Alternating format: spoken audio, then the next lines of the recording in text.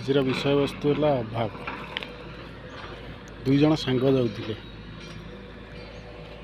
ଜଣେ ସାଙ୍ଗ ଆଉ ଅନ୍ୟ ଜଣ ସାଙ୍ଗକୁ ପଚାରିଲା,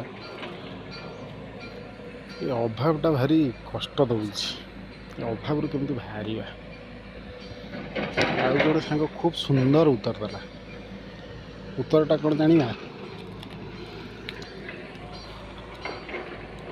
ଉତ୍ତରଟା ହେଲା ଏଇଆ ଯେ ସାଙ୍ଗ ଉତ୍ତରରେ କହିଲା, ମୋର 5 ଜଣ ସାଙ୍ଗ ଥିଲେ। ଜଣଙ୍କର ସମୟ ଅଭାବ ଥିଲା, ସେ ବହୁତ କଷ୍ଟରେ ଥିଲା, ତାକୁ ସମୟ କିଛି ମିଳେନି। ଆଉ ଗୋଟେ ସାଙ୍ଗ ପାଖରେ ଥିଲା ସମ୍ପର୍କର ଅଭାବ, ସେ ସମ୍ପର୍କ କାହା ସାଙ୍ଗେ ରଖିପାରେନି, ସେ ସମ୍ପର୍କ ବିଗିଡ଼ିଯାଏ ବା ଖରାପ ହେଇଯାଏ କିଛି ଦିନ ପରେ। ତେଣୁକରି ସେ ସମ୍ପର୍କ କାହା ସାଙ୍ଗରେ ରଖିପାରେ ନାହିଁ। ତାପରେ ତୃତୀୟ ସାଙ୍ଗଟା ପାଖରେ ଥିଲା ଧନର ଅଭାବ। ସେ ଭାରି ଦାରିଦ୍ରତାରେ ଗତି କରୁଥିଲା।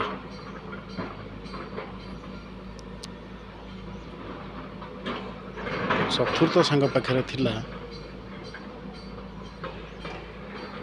ଶାନ୍ତିର ଅଭାବ।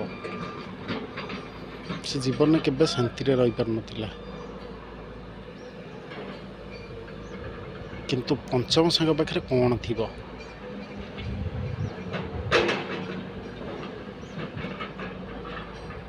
ସେ ସାଙ୍ଗକୁ ପଚାରିଲା।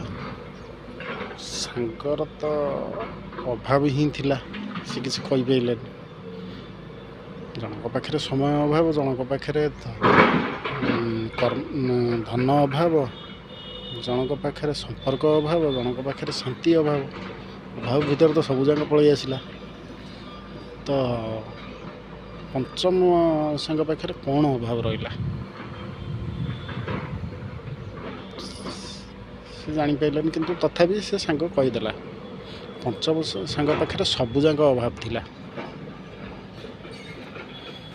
ଯେତେବେଳେ ପଞ୍ଚମ ସାଙ୍ଗ ପାଖରେ ସବୁଯାକ ଅଭାବ ଥିଲା, କିନ୍ତୁ ତଥାପି ସିଏ ଭଲରେ ଥିଲା।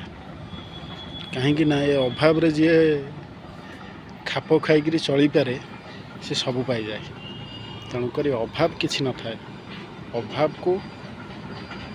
ଅଭାବ ନିଜର ଗୋଟେ ପ୍ରତିଭା, ତାକୁ ଆମେ ଯେମିତି ବି ପ୍ରୟୋଗ କରିବା, ସେ ସେମିତି ହିଁ ଅଭାବ ଦେଖେଇବ। ତେଣୁକରି ଅଭାବ ଆମ ଭିତରେ ରହିଥାଏ।